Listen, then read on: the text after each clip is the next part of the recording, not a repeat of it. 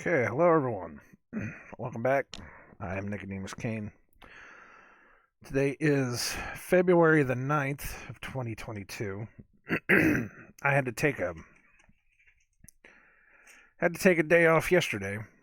I took a day off Monday because we had to go to a doctor or to go to the eye appointment, and that turned out to be a comedy of errors. And then yesterday,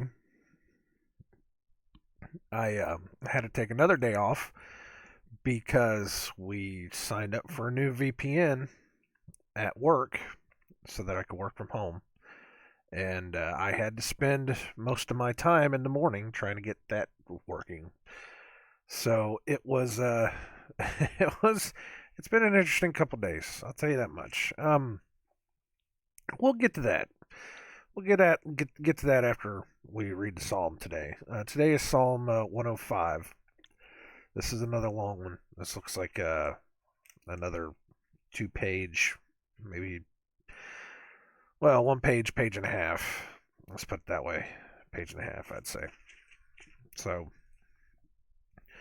if you want to follow along, feel free. Um, but yeah, I'm going to jump right into this. This is Psalm 105. Oh, give thanks unto the Lord. Call upon his name. Make known his deeds among the people. Sing unto him. Sing psalms unto him. Talk ye of all his wondrous works. Glory ye in his holy name. Let the heart of them rejoice that seek the Lord. Seek the Lord and his strength. Seek his face forevermore. Remember his marvelous works that he hath done, his wonders, and the judgments of his mouth. O ye seed of Abraham, his servant, ye children of Jacob, his chosen.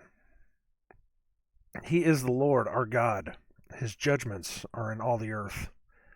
He hath remembered his covenant forever, the word which he commanded to 1,000 generations, which covenant he made with Abraham, and his oath unto Isaac, and confirmed the same unto Jacob for a law, and to Israel for an everlasting covenant, saying, Unto thee will I give the land of Canaan, the lot of your inheritance. When they were but a few men in number, yea, very few, and strangers in it. When they went from one nation to another, from one kingdom to another people, he suffered no man to do them wrong. Yea, he reproved kings for their sakes, saying, Touch not mine anointed, and do my prophets no harm. Moreover, he called for a famine upon the land. He brake the whole staff of bread. He sent a man before them, even Joseph, who was sold for a servant, whose feet they hurt with fetters. He was laid in iron, until the time that his word came. The word of the Lord tried him. The king sent and loosed him, even the ruler of the people, and let him go free. He made him lord of his house, and ruler of all his substance, to bind his princes at his pleasure, and teach his senators wisdom. Israel also came into Egypt, and Jacob sojourned in let me read that one again. I knew it would happen eventually. My tongue would start getting tied. Israel also came into Egypt, and Jacob sojourned in the land of Ham, and he increased his people greatly, and made them stronger than their enemies. He turned their hearts to hate his people, to deal subtly with his servants. He sent Moses his servant, and Aaron, whom he had chosen. They showed his signs among them, and wonders in the land of Ham. He sent darkness, and made it dark, and they rebelled not against his word. He turned their waters into blood, and slew their fish. Their land brought forth frogs in abundance in the chambers of their kings. He spake, and there came divers sorts of flies, and lice in all their coasts. He gave them hail for rain, and flaming fire in their land. He smote their vines also, and their fig trees, and brake the trees of their coasts.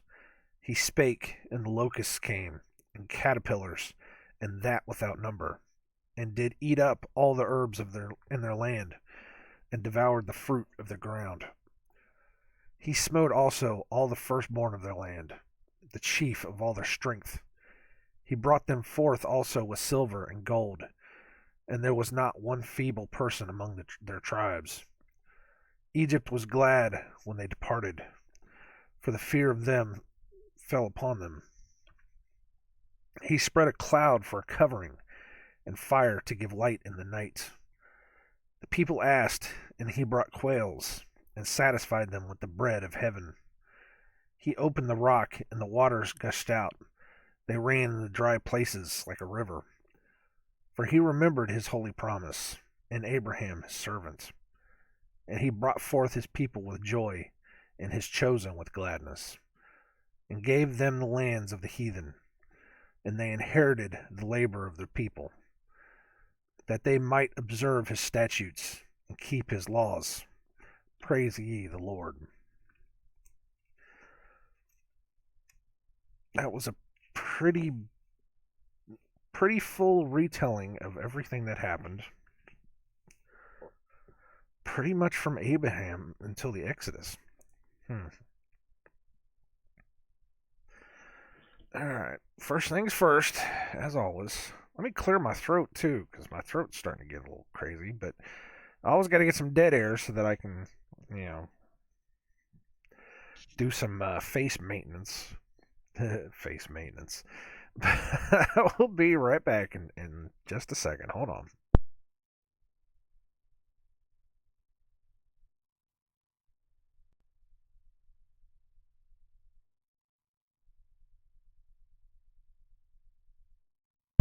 Okay. Face maintenance. That's a new one. That's gotta take care of something on my face. Hold on a second. All right. Yeah, I keep thinking about Monday. I will tell the story.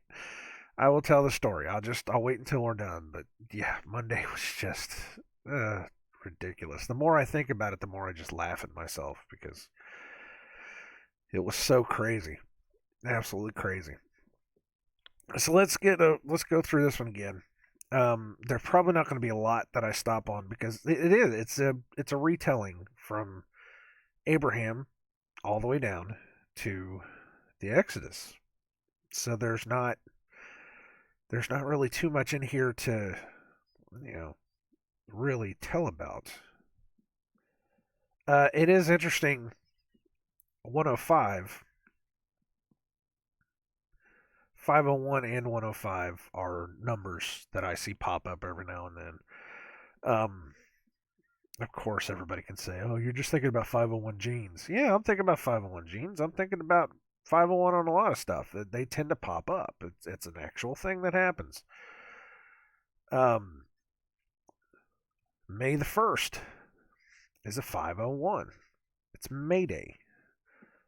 That's the is that the end of their of what is it? Beltane? Is that the end of it or the beginning of it? I don't remember right offhand. But that's their big summer festivals.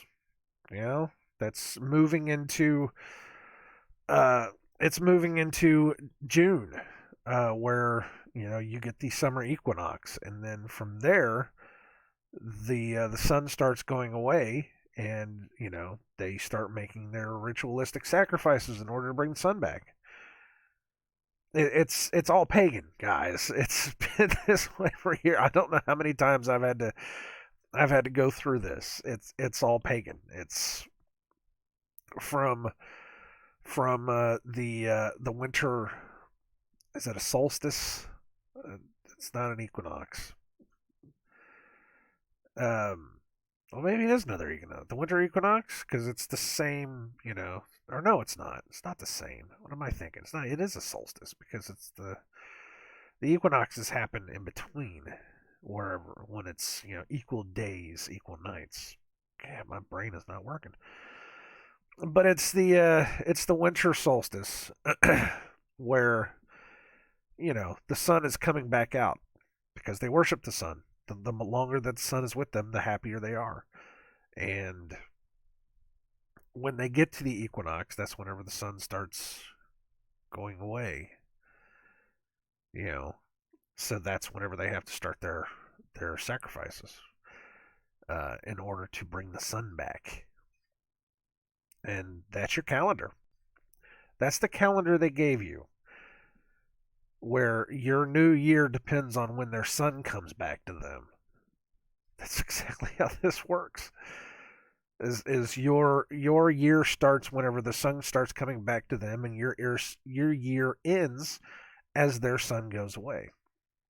That's what they've done to you. They've tricked you into following their calendar. The Bible even says you will be tricked into following their calendar, because there will be men that will change the times and the meanings of the times.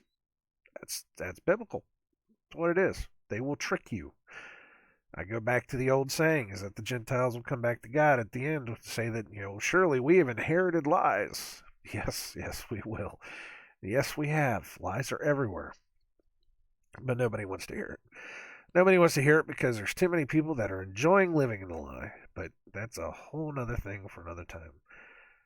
So let's go back over this one again. That's Psalm 105, in case anybody knows. So, all right. Oh, give thanks unto the Lord. Call upon his name. Make known his deeds among the people. Always make known his deeds among the people. It's one of the things that we're supposed to do. It's one of the things Christ told his followers is to always speak of the Father. Go out and tell the nations. If you have to go out in the middle of the street and say it, then go out and say it. I luckily right now have this platform that I can say it on. When this gets taken away, I'm going to have to make that decision whether I'm going to have to go out in the middle of the street and do it or not. I actually saw a video of a preacher, I guess. I don't know who he was. But it was a guy that just stopped in a random neighborhood and started walking down the street just reading the words, just reading the Bible. He wasn't yelling as loud as he could. He wasn't, shouting them out. He was just simply saying them aloud, loud enough that if there was a group of people around him, you could hear. But that's what he did. He just stepped right out of his truck, car, whatever it was, opened the Bible up, just started reading as he started walking. It wasn't 5 minutes before somebody came out of their house. It was like a suburban neighborhood. It wasn't 5 minutes before somebody came out of their house and came running up to him with like a stick or something. I don't know what it was, threatening him to shut up, to quit talking. That's some demonic stuff right there. That tells you how wicked the world is. Within 5 minutes of just preaching the word out, somebody starts coming out and starts getting on to him. That blew my mind. That's one of those things where you just look at it and you say, wow, that's where we are. It's absolutely crazy how that happens. But it does happen. I've seen too many videos, real videos. There's a lot of them out there that just kind of look a little shady, but real videos of street preachers and guys that will come up to them with that wild look in their eyes, telling them that they need to shut up, that they have no place in this world, that this place is their world, and you can just see it, these unblinking, soulless eyes talking about, I knew you, I knew your grandfather, I knew your grandmother, I knew your great-grand, and I'm like, wow, that's nuts. That's the kind of stuff that kind of sends a chill up your spine. But they're out there, man. This is not a physical war. This is a spiritual battle. From top to bottom, this is an absolute spiritual battle that Only those that have the truth can see it, and the rest are just too blind. They're too blind to even comprehend the idea that they could have demons sitting beside them, at any given time. It's crazy. But always make his deeds known among the people. Sing unto him, sing psalms unto him, talk ye of all his wondrous works. Glory ye in his holy name. Let the heart of them rejoice that seek the Lord. Seek the Lord and his strength. Seek his face forevermore. Seek his face evermore. Remember his marvelous works that he hath done, his wonders, and the judgments of his mouth. O ye seed of Abraham his servant, ye children of Jacob his chosen. He is the Lord our God. His judgments are in all the earth. He hath remembered his covenant forever, the word which he commanded to 1,000 generations. 1,000 generations. Because I do love literal Bible numbers. A generation is 70 years, 80 years if by health. 1,000 generations. He hath remembered his covenant forever, the word which he commanded to 1,000 generations. 1,000 generations at 70 years a pop is 70,000 years. Now, is the world 70,000 years old? I don't think so. But that means his word is good forever. What is this reference here? Luke 172. Let me see what this is. Some of them don't match up, so we'll have to see.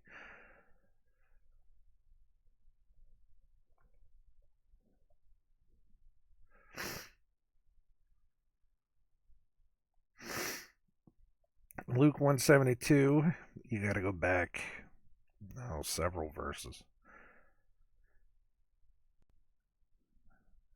All the way back to 67. And his father Zacharias was filled with the Holy Ghost and prophesied, saying, Blessed be the Lord God of Israel, for he hath visited and redeemed his people, and hath raised up an horn of salvation for us in the house of his servant David, as he spake by the mouth of his holy prophets, which have been since the world began, that we should be saved from our enemies and from the hand of all that hate us. 72. To perform the mercy promised to our fathers, and to remember his holy covenants, the oath which he sware to our father Abraham, that he would grant unto us that we, being delivered out of the hand of our enemies, might serve him without fear, in holiness and righteousness before him all the days of our life.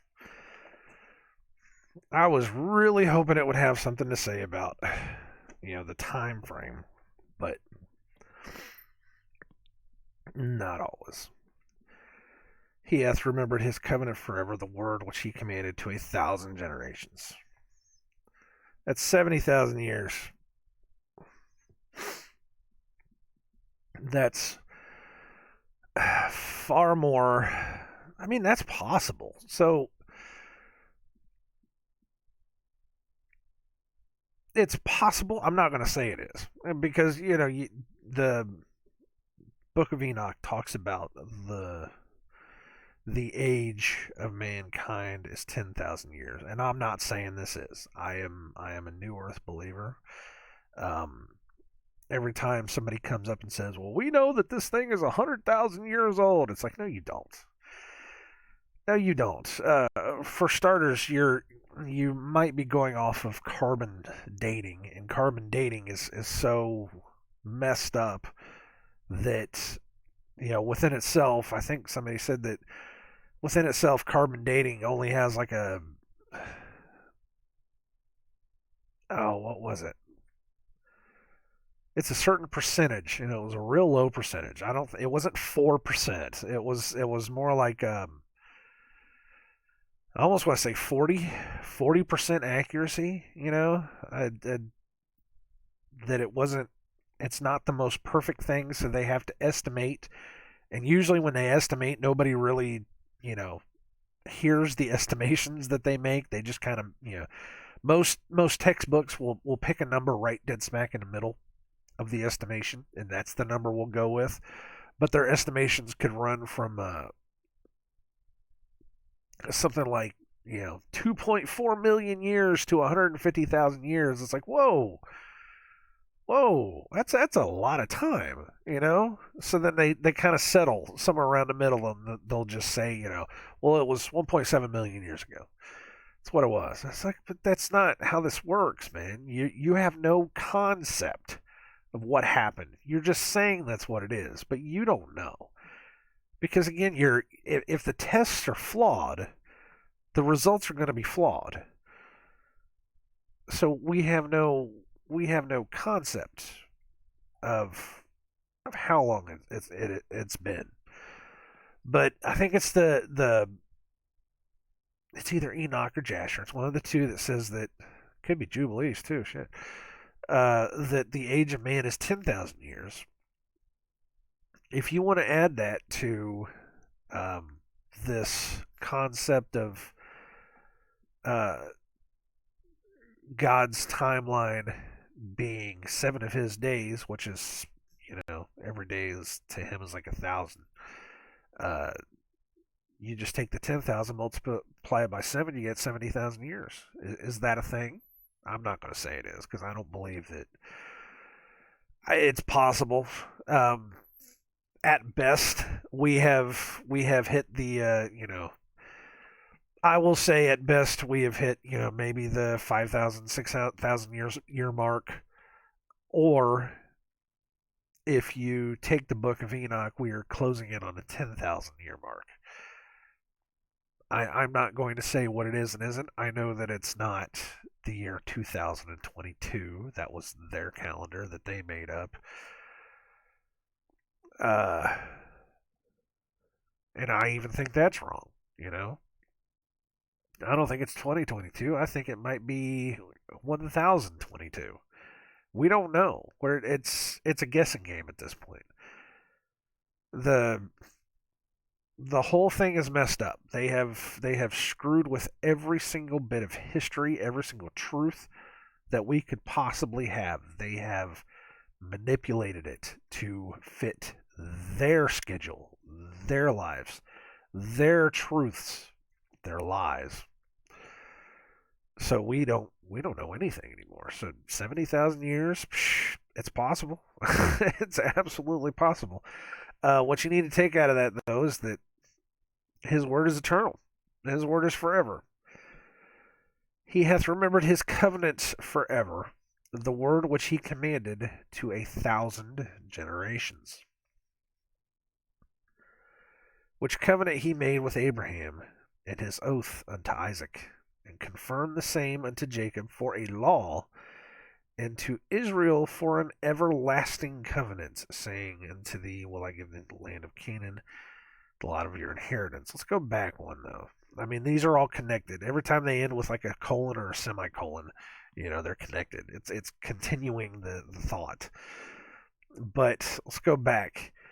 And confirm the same unto Jacob for a law, and to Israel for an everlasting covenant. This covenant is to last forever. There is nothing that ever said that He is going to break the old covenant and start a new covenant. He started a new covenant. It never broke it. Christ never said that He came to take away or diminish the laws. He came to fulfill the laws. And we've talked about this before. People think that fulfilling the laws means that the laws, once they're done, they're over with.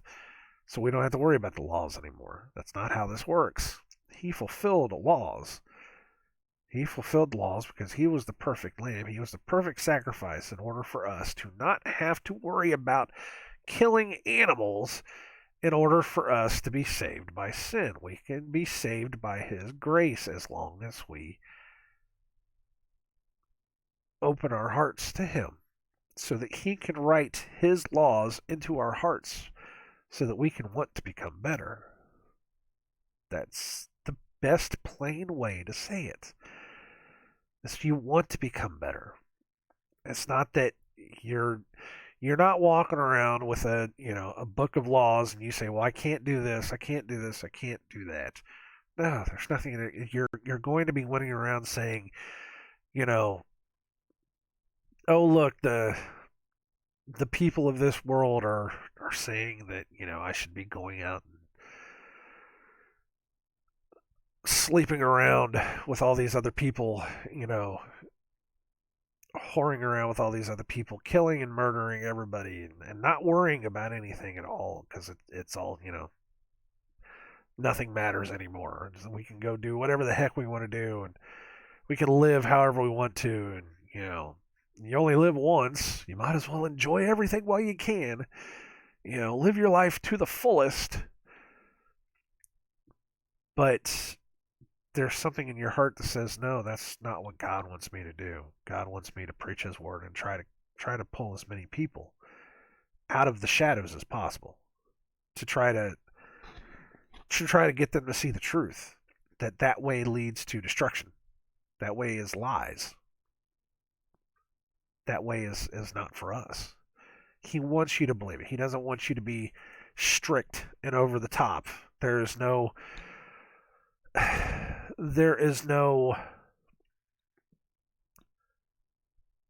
works of the law that you can do that will get you into heaven. You're not going to be judged upon how many ox you killed. You're not going to be judged by how many goats you killed. You will be judged by the fruits of your tree.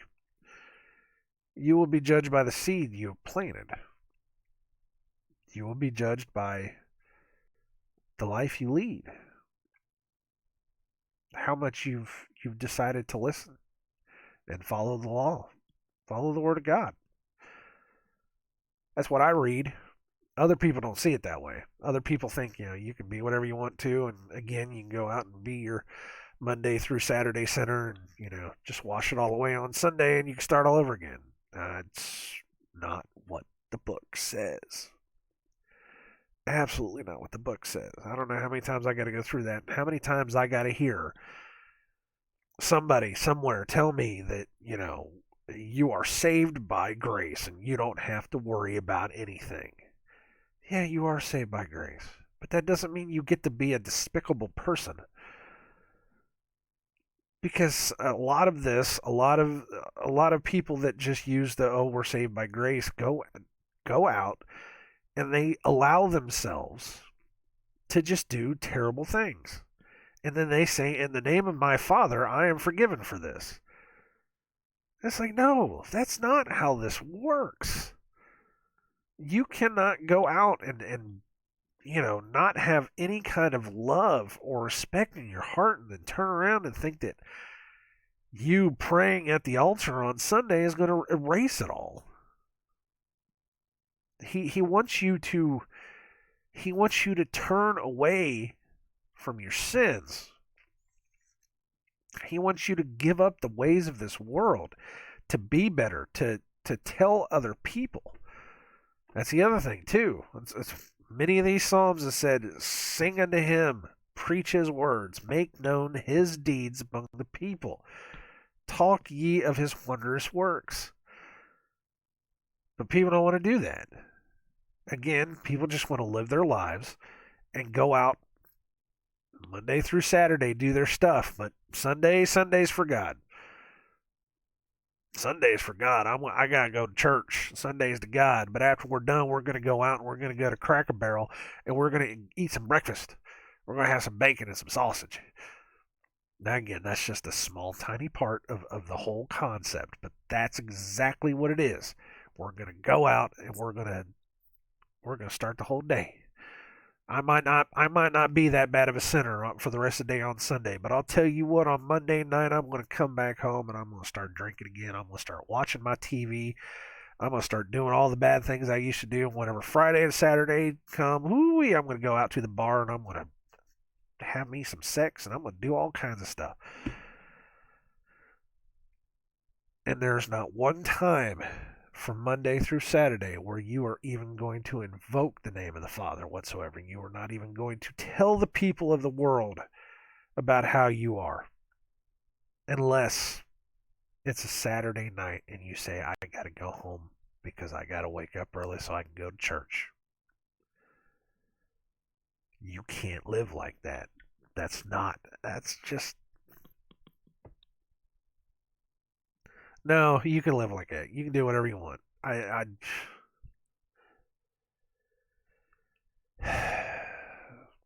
Paul says to not judge them. Don't judge them based upon the meats they eat or the times that they keep, whatever it was, the whole spiel. Okay, fine. Do that. You live your life however you want.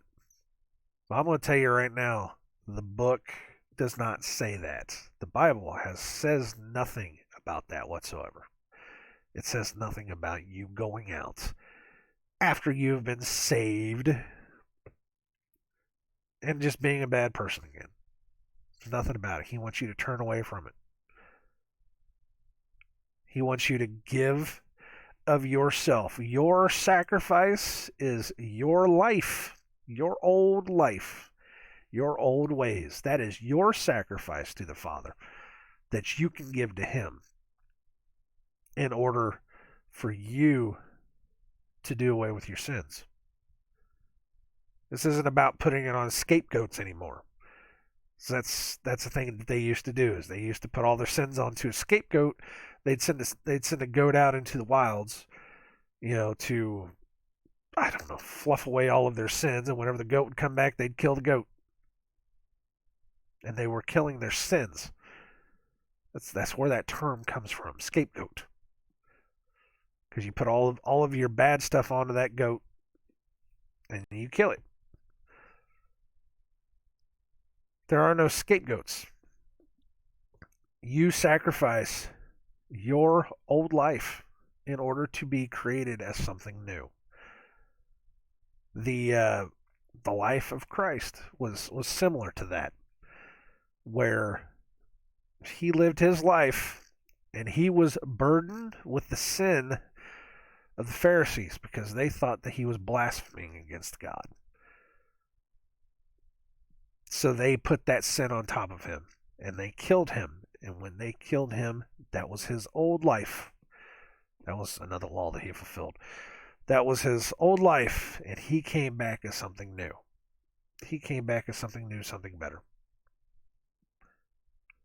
And that's the same way with us. So we have to sacrifice our old life, the things that we used to be, the sins that we used to have.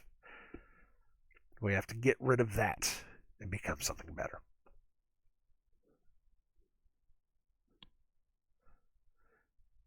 Am I wrong?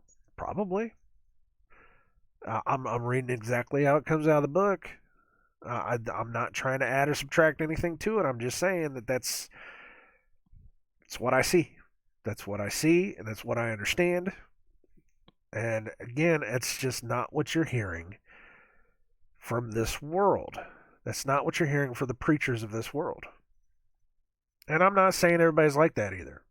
I'm definitely not saying that. I've met some really good people out there that actually believe that they go to church and they do their best every week to be as good as possible.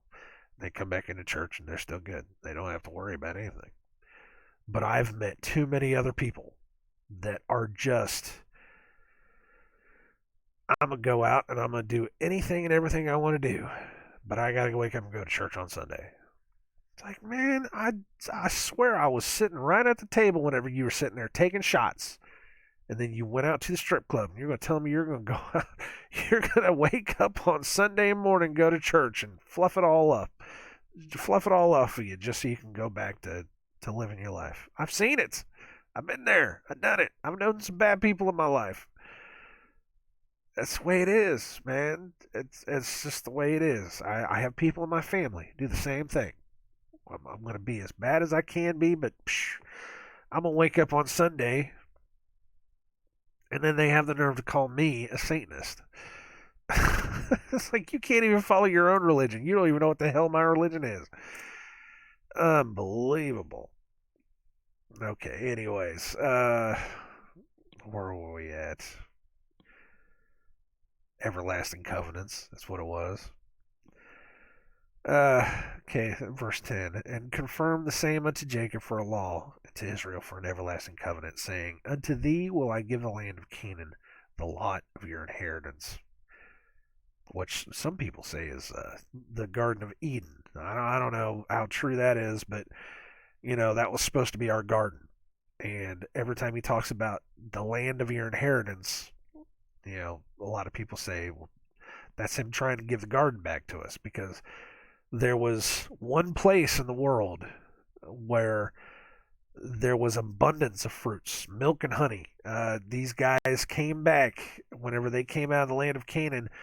You blink and you miss it line where they say that, right before they said, well, we saw them and we appeared to them as grasshoppers, and they appeared to us as giants. Right before they say that, it's a blink and you miss it line where it says that they had a bundle of grapes uh, on a stick between two men, or something similar to that. And you blink and you miss it. And I think it was Numbers, maybe. I almost think it was Numbers 33. I could be wrong. And it's like, wait, what did that just say? They had a bundle of grapes between two men. No, it was not. Maybe it was Leviticus. I don't remember where it was.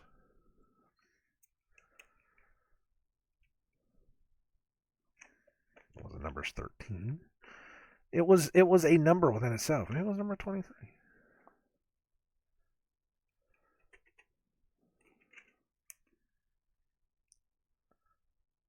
I don't remember where it was. I don't remember where it was. I don't have it written down. But it was right before he went down into the land of Og. Or no. It was right whenever they got up to the land of Og. And they made he sent the spies down into the land. And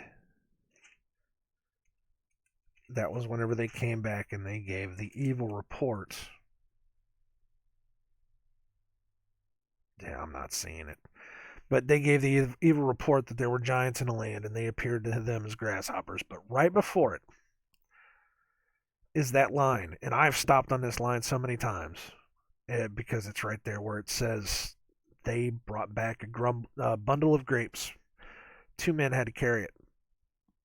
You guys know what a bundle of grapes is. Bundle of grapes is a good bundle of grapes is about as big as a person's head. Why would they be carrying something as big as a person's head on a stick between two guys? These boys were bringing back fruit. Big fruit. Big, gigantic fruit. This land that he was giving back to the Israelites was a land of milk and honey, a land of plenty. It was a valley of plenty. There was plenty there for everyone. It was a place where they could live. The giants moved there because it could sustain them. Because before, in the days of Noah, whenever the giants were there, the land could not sustain them. They had to start eating people. From some accounts, they said they had to start eating each other. But that was why they eventually landed there.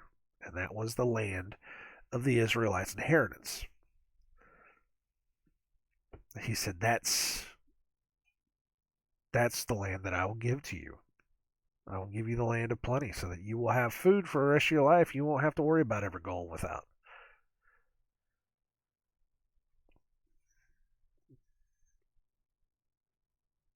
Where was it? Saying unto thee, I will give to you the land of Canaan, the lot of your inheritance. That's what that is, if you ever need to know. I wish I could remember where that was. I really do. That was, man, that was, again, it's just it is an absolute blink if you miss it, and you wouldn't even know. Yeah, it's like a, wait, what did that say? It's like the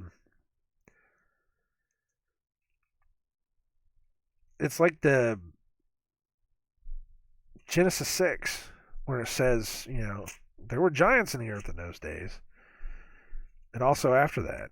And everybody's like, oh, okay, giants, whatever.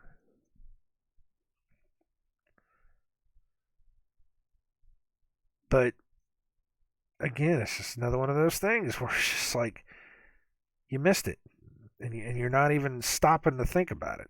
There's so many of these places inside the Bible where I'm still looking for this, and I'm starting to lose my train of thought.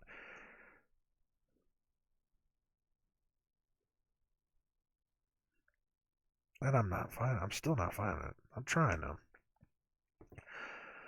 But it's just one of those places where you have to stop and really look at it and say, wait a minute. The Bible says this.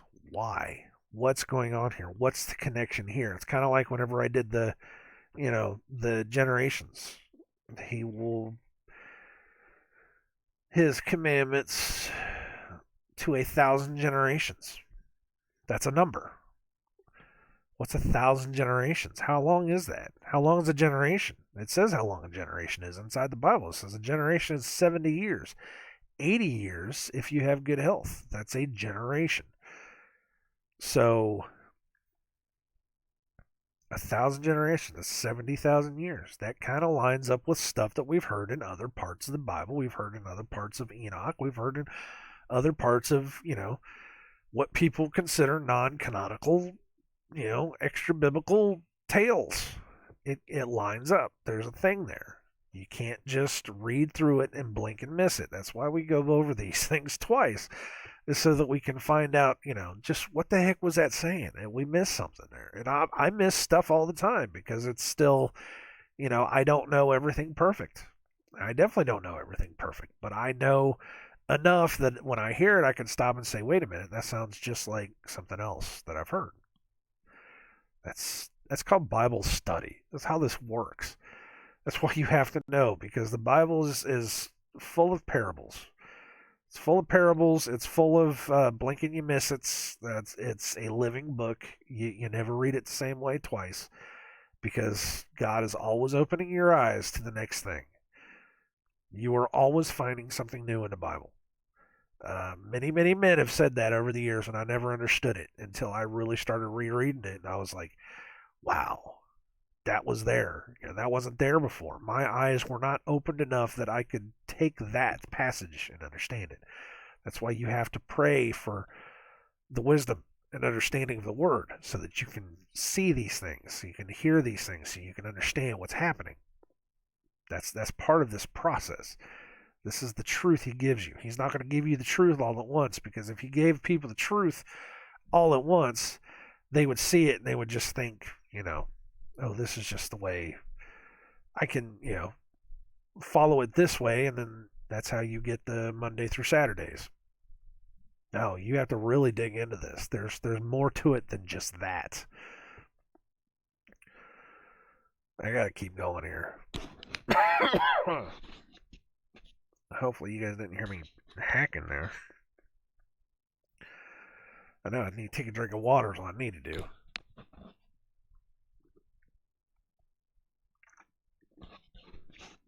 Because again, I haven't done one of these in 4 days. It seems like anymore, if I go for 4 days without saying anything, my throat starts, and I'm getting, sometimes whenever I get a little agitated too, not really agitated, but wound up, I start speaking a little more. My voice starts cracking. Um, Facebook memories reminded me back whenever I started my YouTube channel, whenever I was doing video game commentaries. I had made a post about recording a whole bunch of videos at once or something. I don't remember exactly what it was, but it said that my throat was sore and hurting, And I said, it's probably because I have talked more in the past 2 days than I have in the past couple weeks. And I think that was one of those weekends where I try to record like 6 or 8 videos in one day. I know there was one Saturday where I had the whole Saturday off. Or maybe it was a Sunday. I don't remember what it was. And I tried to record as much as I could to get ahead of myself. And I came out of it, my voice was fried. Because I don't speak this much, man. I don't talk to anybody. I don't have any friends or anything. Nothing. Nobody wants to talk on the phone. So everybody texts each other. That's how it is. That's sad. That's life. What do you want? Okay. Saying unto thee, will I give the land of Canaan the lot of your inheritance? Verse 12. When they were but a few men in number, yea, very few, and strangers in it, the land of Canaan. When they went from one nation to another, from one kingdom to another people, he suffered no man to do them wrong. Yea, he reproved kings for their sakes, saying, touch not mine anointed, and do my prophets no harm. Moreover, he called for a famine upon the land. He brake the whole staff of bread. He sent a man before them, even Joseph, who was sold for a servant. This is the story of Joseph, whose feet they hurt with fetters. He was laid in iron until the time that his word came. The word of the Lord tried him. The king sent and loosed him, even the ruler of the people, and let him go free. He made him lord of his house and ruler of all his substance, to bind his princes at his pleasure, to teach his senators wisdom. So that was whenever the Pharaoh put Joseph in charge, because he was able to save them from the famine by storing up all the food. Israel also came into Egypt, and Jacob sojourned in the land of Ham. And he increased his people greatly, and made them stronger than their enemies. He turned their heart to hate his people, to deal subtly with his servants. And that was whenever he turned the Pharaoh against the Israelites. He sent Moses his servant and Aaron, whom he had chosen. They showed his signs among them and wonders in the land of Ham. He sent darkness and made it dark, and they rebelled not against his word. Let's go back for a second. Israel came into Egypt, and Jacob sojourned in the land of Ham. Is Egypt in the land of Ham? I thought Ham settled in the north.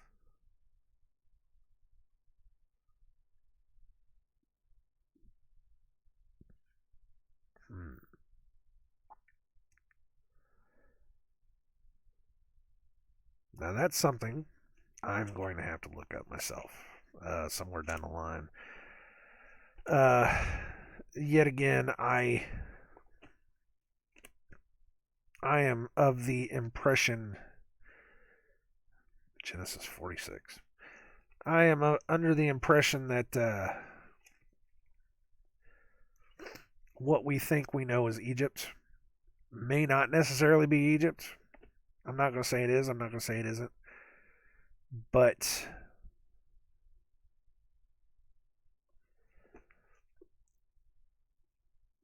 there is enough to know that Egypt and the Israelites were worldwide, not just stuck in the Middle East. They got around. So it is entirely possible that what we know as Egypt and the Nile River may not exactly be what we think it is. I don't know. That's something you might have to go find out for yourself. That's a long conversation within itself.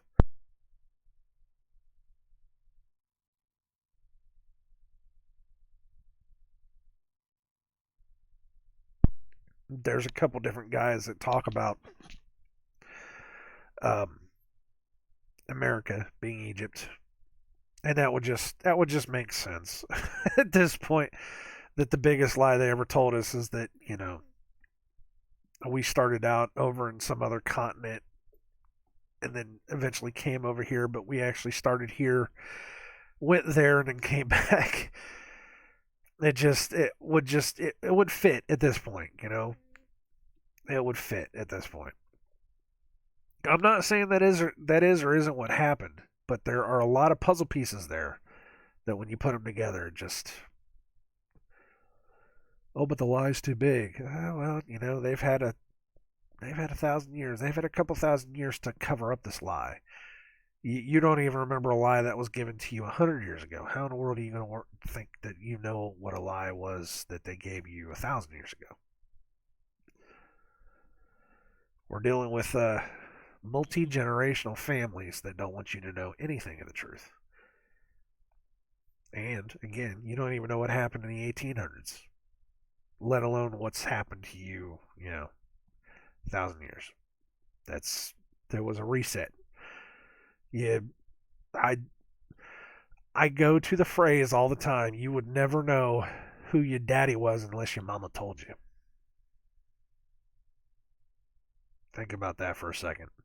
You never know what your history was unless somebody in power told you. Yeah, let's see here. He sent Moses his servant and Aaron whom he had chosen. They showed his signs among them and wonders in the land of Ham. He was showing his signs to the Pharaoh, supposedly in Egypt. This says in the land of Ham. So is Egypt in the land of Ham? That's something worth looking into. He sent darkness and made it dark, and they rebelled not against his word. They turned their waters into blood and slew their fish. Their land brought forth frogs in abundance in the chambers of their kings. This is the plagues, of course. He spake, and there came divers sorts of flies and lice in all their coasts. He gave them hail and rain and flaming fire in their land. Somebody actually said that the things that you see happening in Egypt, you will be able to see happen in the end of days. The book of Revelation follows along with the plagues of Egypt pretty similarly.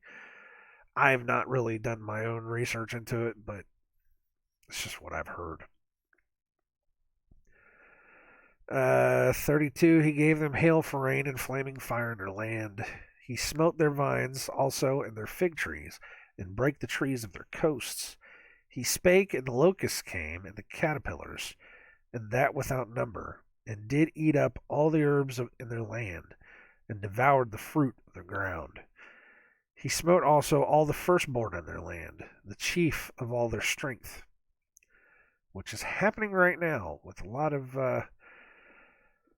women having miscarriages and stillborn children and a lot of other things going on because they decided to take a shot.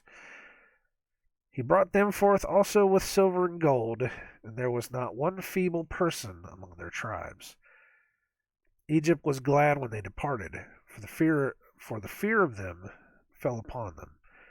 He spread a cloud for covering, and fire to give light in the night. And I think part of that cloud was to keep them from their enemies, to hide them. The people asked, and he brought quails, and satisfied them with the bread of heaven. That's manna. He opened the rock, and the waters gushed out. They ran into the dry places like river. That was whenever Moses struck the rock. He didn't give praise to God for it, and he eventually was told, well, you're going to get to see the land, but you're never going to get into it.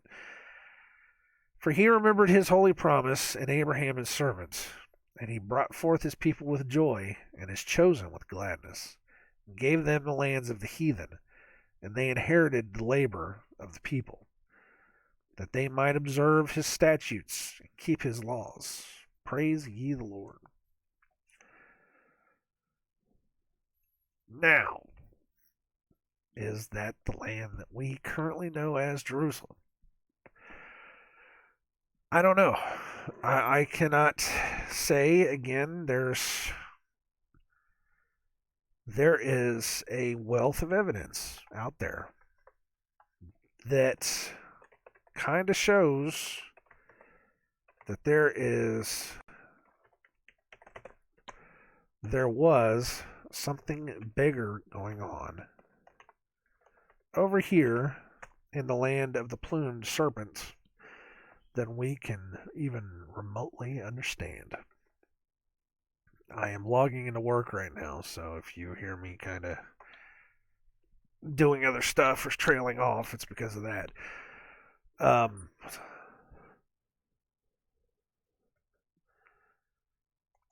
But yeah, it is.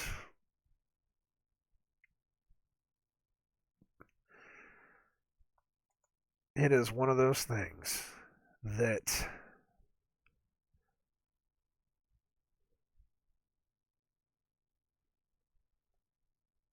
something happened. God, I hate this right here. I screwed up my, oh, come on. There it is. I screwed up how I'm supposed to.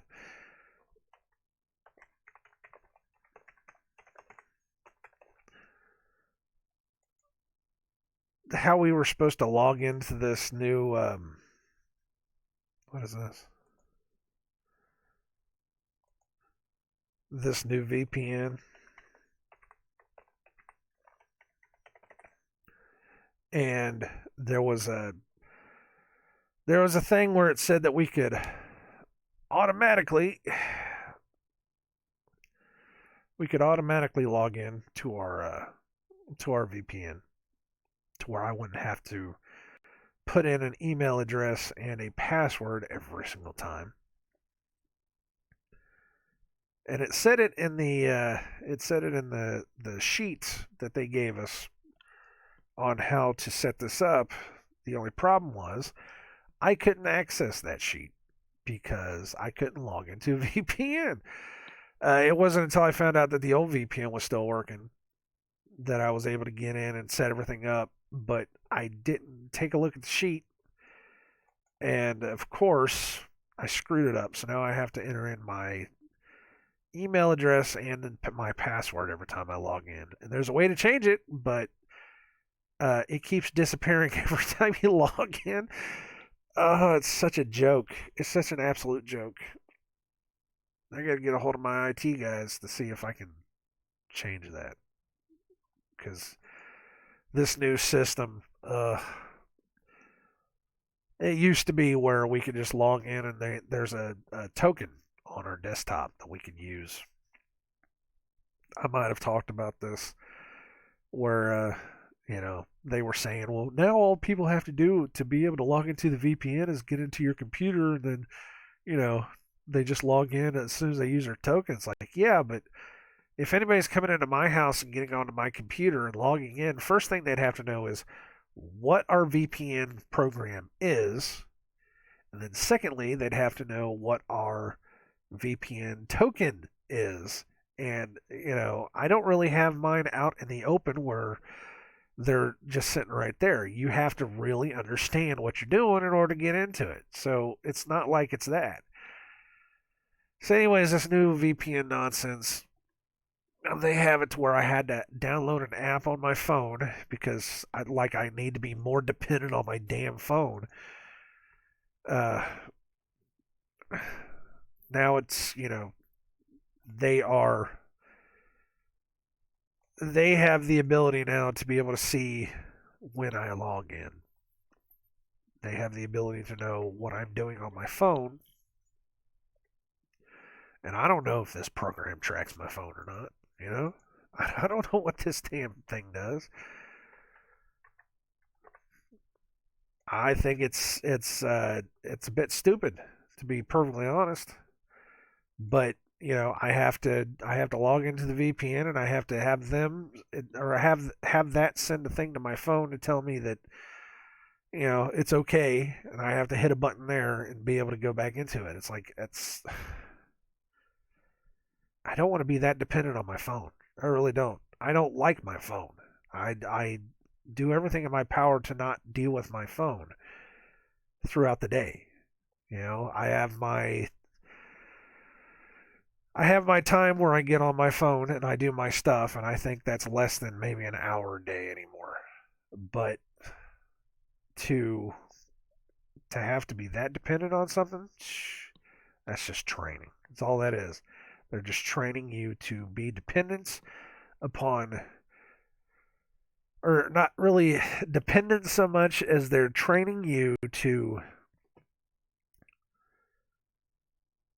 be used to the idea that everywhere you go and every place, everything you do, you're going to have to show some kind of digital identification in order to either get into any place or to go anywhere. I mean, they don't even. I said they don't even they don't even do concert tickets anymore. Everything's on your phone now, and that's all this is they're making it to where your phone is you. You are your phone. You are your digital ID. And I'm sorry, I'm not my digital ID. My digital ID does not. I don't carry my phone with me all the time. It's not like it's not me. It's, if there have been many times, especially lately, where I have just left my phone and I have walked away and somebody's either called or tried to get a hold of me and I didn't know because I don't care. I don't. It's not the biggest part of my life whatsoever is to have to live based upon my phone. But eventually that's going to be to where, oh, well, you don't have to take your phone with you anymore. Your phone is just an extension of you. We don't have to worry about that. But in order to get around, people hacking your phone, which that's going to be the next big thing, is it's going to be like, oh, people can hack your phone uh, just by you being in the same room, or people are hacking your phone from across the country. That's going to be the next big thing. And what's going to happen is people's digital identities are going to be stolen. So what they're going to say is, in order to make sure that people's digital identities aren't stolen, we can just have a chip. It'll be no problem. We don't even need a chip anymore. They don't need chips anymore. They just put this crap into your body, and then that's you, because it changes and conforms to your DNA. So your DNA, your personal body chemistry, will be your identifier, but it will be changed. It will be digitized so that a computer can track you and read you. That is the mark of the beast. Is to digitally change a human's DNA, which this is real stuff. They're talking about this. This is the real stuff. To digitally change the DNA to make you something different than what God made you. Because God made you the way you are now. You are not supposed to put stuff inside of you that's supposed to change you in any way, shape, or form. But what they're doing is they're finding ways that they can change your DNA. They are manipulating the things that make you in order for them to be able to track you, trace you, make money off of you, control your dreams, control your mind, control you, anything and everything. And it takes you away from the Father. It takes you away from God. That is the mark of the beast. And this is some dead air so that I can blow my nose.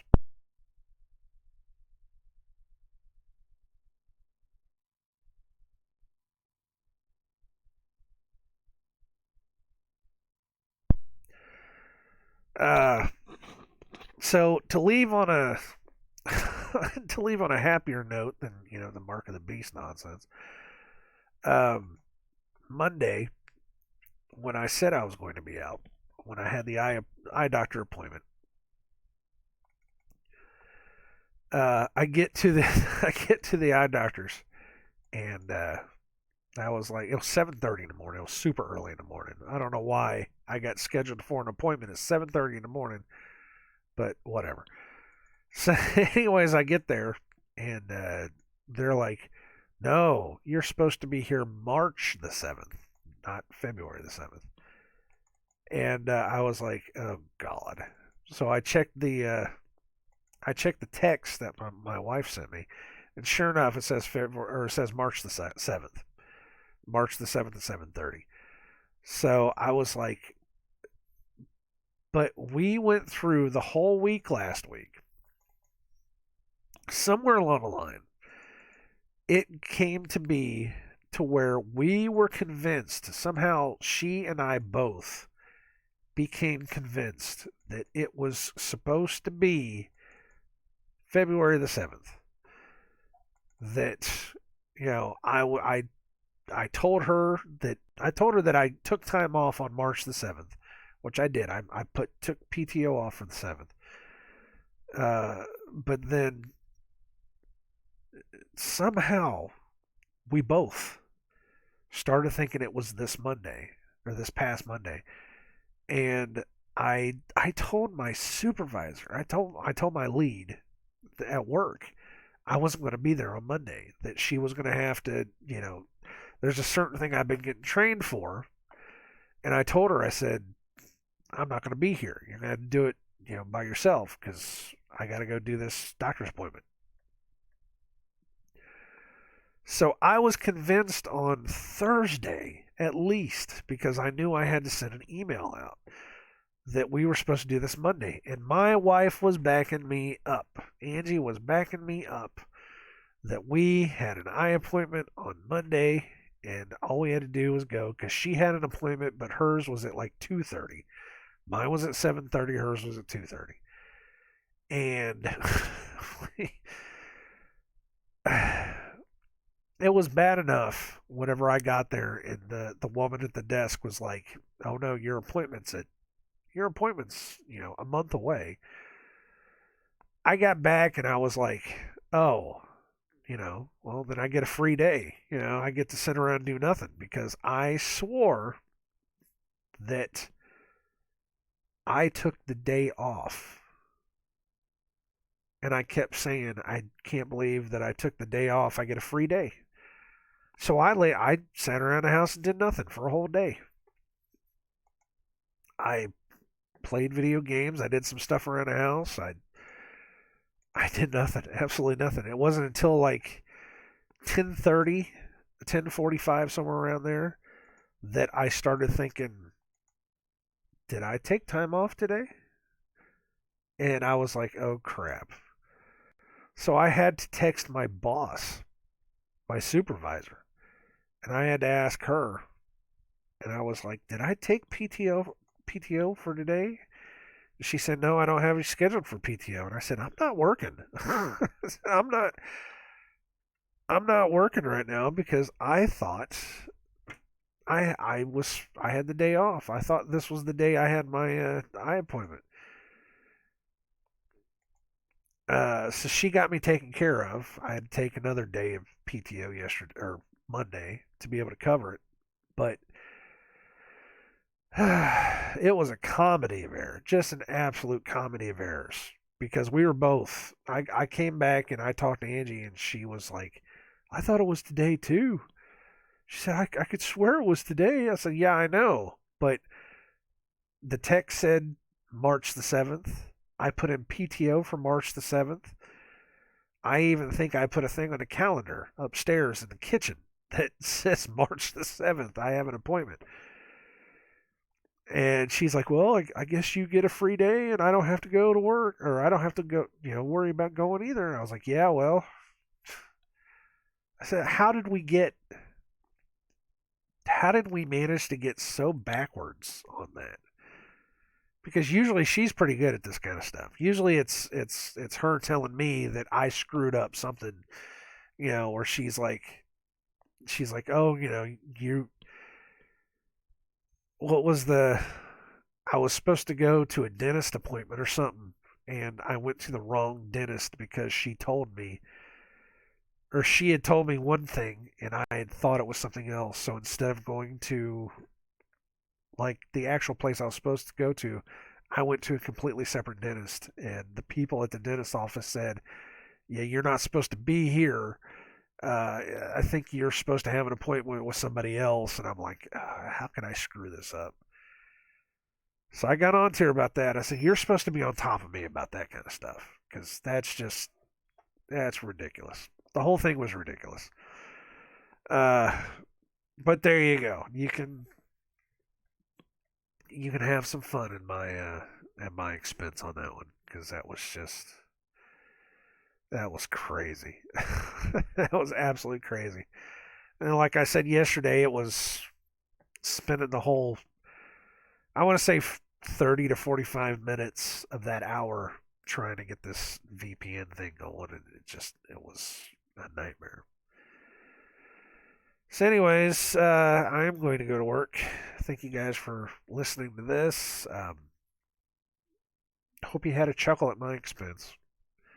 Everything worked out in the end. But yeah, lesson learned, I guess. Crazy stuff. But I shall talk to everyone later. God bless y'all. Take care.